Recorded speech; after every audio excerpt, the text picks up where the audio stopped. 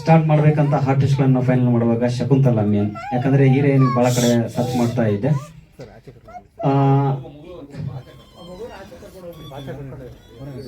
ಎಷ್ಟು professional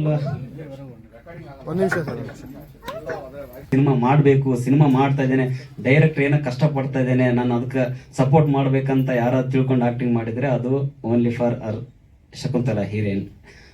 actually 20 to 25 days ಮಾತ್ರಕ್ಕೆ ನಮ್ಗೆ ಶೆಡ್ಯೂಲ್ ಕೊಟ್ಟಿದ್ರು, ಬಟ್ 76 ಡೇಸ್ ಇದು ಶೂಟಿಂಗ್ ಆಯ್ತು.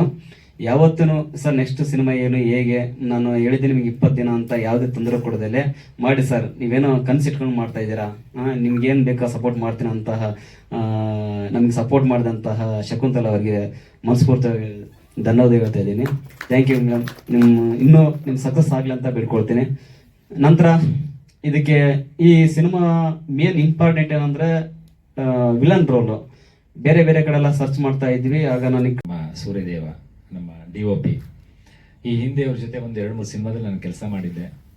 ಈಗೊಂದು ಈ ವಿಧಿ ಸಿನಿಮಾ ಅಂದ್ಬಿಟ್ಟು ಮೊಳಕಾಲ್ಮೂರಲ್ಲಿ ನಡೀತಾ ಇದೆ ಸರ್, ನೀವು ಬನ್ನಿ ಅಂತ ಹೇಳಿದ್ರು.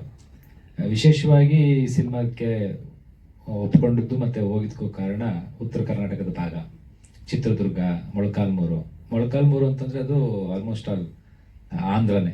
ಅಲ್ಲಿ ಮಾತುಗಳು ಬಹಳ ವಿಶೇಷ ಮತ್ತೆ ವಿಚಿತ್ರ, ಕನ್ನಡ, ತೆಲುಗು, ತಮಿಳು ಎಲ್ಲ ಮಿಕ್ಸ್ ಮಾಡಿ ಮಾತಾಡ್ತಾರೆ. ಅದ್ರದ್ದು ಆ ಸ್ಲ್ಯಾಂಗ್ ಕೇಳೋದಕ್ಕೆ ಬಹಳ ಸಂತೋಷ ಆಗುತ್ತೆ. ಒಂದೊಂದು ರೀತಿ ವಿಚಿತ್ರವಾಗಿದೆ ಅದು.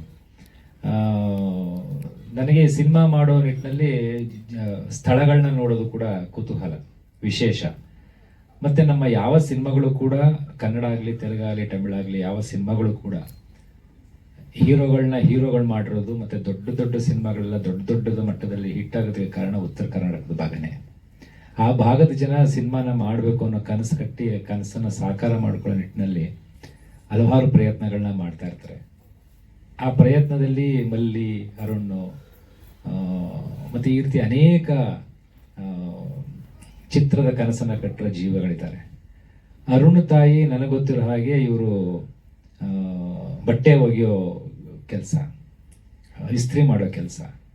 ಇಸ್ತ್ರಿ ಮಾಡೋ ಒಂದು ಕುಟುಂಬದಿಂದ ಹಿನ್ನೆಲೆಯಿಂದ ಬಂದಿರಂತಹ ಇವರು ಒಂದು ಸಿನಿಮಾವನ್ನ ಕನಸು ಕಾಣೋದಿದೆಯಲ್ಲ, ಕನಸು ಕಾಣೋ ನಿಟ್ಟಿನಲ್ಲಿ ಆ ಕನಸನ್ನ ನನಸು ಮಾಡೋದಕ್ಕೆ ಮಲ್ಲಿ ಮತ್ತೆ ಅವನ ಸ್ನೇಹಿತರು, ಈ ಆದರ್ಶ್ ಒಂದು ದೊಡ್ಡ ತಂಡನೇ ಇದೆ ಅಲ್ಲಿ ಮೊಳಕಾಲ್ಮೂರಲ್ಲಿ. ಆ ಸ್ಥಳೀಯವಾಗಿ ಅವರೆಲ್ಲ ಜೊತೆಲಿ ನಿಂತು ಮಾಡೋದಿದೆಯಲ್ಲ, ಆ ವಿಚಾರದ ಮುಂದೆ ನಾವು ಮಾಡ್ಬೇಕಾ ಬೇಡವಾ, ಇಷ್ಟೊಂದೆಲ್ಲ ಸಿನಿಮಾ ಮಾಡಿದೀವಿ ಅಂತ ಅನ್ನೋ ಪ್ರಶ್ನೆ ನಮಗ್ ಕಾಡ್ಲಿಲ್ಲ, ನನ್ಗೆ ಯಾವತ್ತೂ ಕಾಡಲ್ಲ. ಅಂತ ವಿಚಾರದಲ್ಲಿ ನನಗೆ ಮನೋಹರ್ ಸರ್ ಕೂಡ ಬಹಳ ಮೇರು ವ್ಯಕ್ತಿತ್ವನ ನನಗೆ ಕಾಣಿಸ್ತಾ ಇರ್ತದೆ ಯಾವಾಗಲೂ.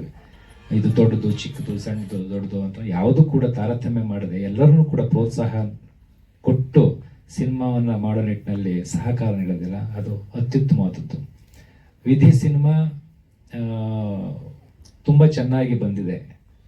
ಯಾಕೆ ಹೇಳ್ತಿದ್ದೀನಿ, ನಾನು ಡಬ್ಬಿಂಗ್ ಅಲ್ಲಿ ನೋಡಿದಾಗ ಅದು ಸಿನಿಮಾ ಸೂಕ್ಷ್ಮತೆಗಳನ್ನ ಪಡ್ಕೊಂಡಿದೆ.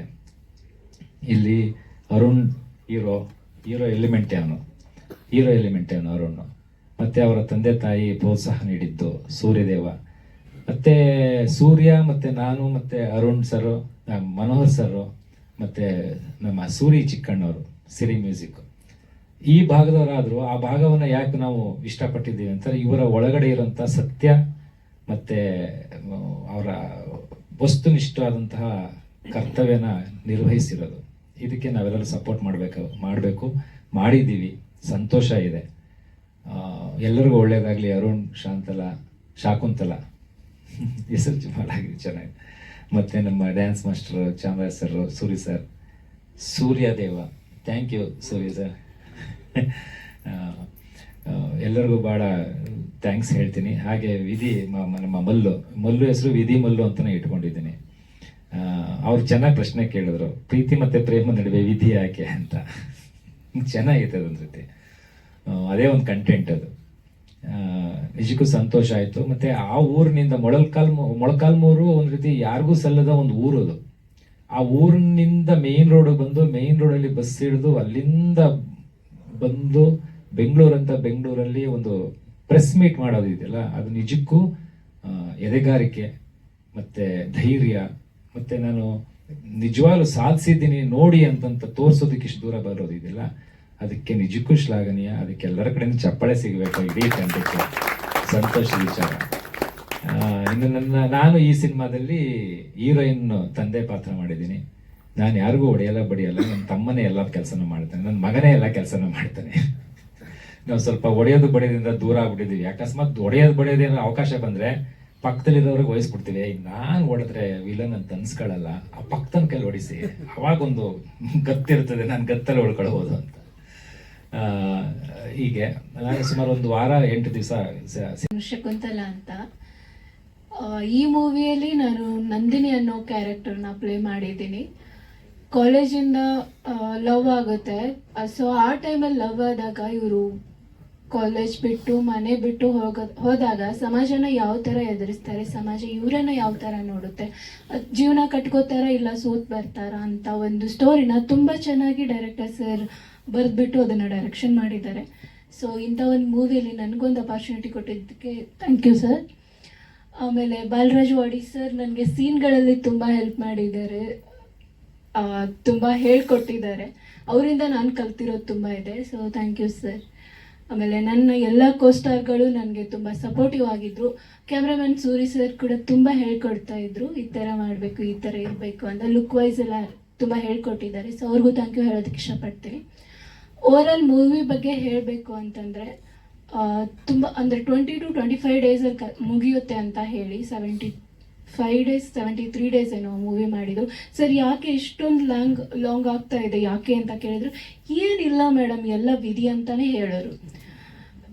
ಸೊ ಆ ಥರ ಎಲ್ಲ ನಡೀತಾ ಇತ್ತು. ಬಟ್ ತುಂಬ ಇಷ್ಟಪಟ್ಟು ಮೂವಿ ಮಾಡಿದ್ವಿ, ತುಂಬ ಚೆನ್ನಾಗಿ ಬಂದಿದೆ. ನಿಮ್ಮೆಲ್ಲ ಸಹಕಾರ ನಮಗೆ ಬೇಕು ಅಂತ ಕೇಳ್ಕೊತೀನಿ. Thank you so much.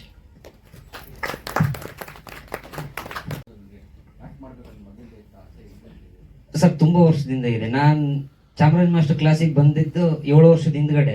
ಅಲ್ಲಿಂದನೂ ಆಸೆ ಇತ್ತು ಮಾಡಬೇಕು ಅಂತಂದು. ಮಾಸ್ಟರ್ ಕೂಡ ಅಷ್ಟೇ ನನಗೆ ಸುಮಾರು ಸಿನಿಮಾಗಳಿಗೆಲ್ಲ ಕಳಿಸ್ಕೊಟ್ರು. ಡ್ಯಾನ್ಸರ್ ಆಗಿ, ಜೂನಿಯರ್ ಆರ್ಟಿಸ್ಟ್ ಆಗಿ ಸುಮಾರು ಸಿನಿಮಾಗಳು ಮಾಡಿದ್ದೀನಿ. ಕೆಲವು ಹೆಸರುಗಳು ನೆನಪಿಲ್ಲ. ಅಲ್ಲಿಂದ ನನಗೆ ಆಸೆ ಜಾಸ್ತಿ ಆಯ್ತು ಮಾಡಬೇಕು ಅಂತ. ಆವಾಗ ಈ ಥರ ನಮ್ಮೂರಲ್ಲಿ ಮಾಡ್ತಾ ಇದಾರೆ ಅಂತ ಗೊತ್ತಾದಾಗ ನಾವೆಲ್ಲ ಒಂದು ಟೀಮ್ ಆಗಿ ಈ ಸಿನಿಮಾ ಮಾಡಿದ್ವಿ.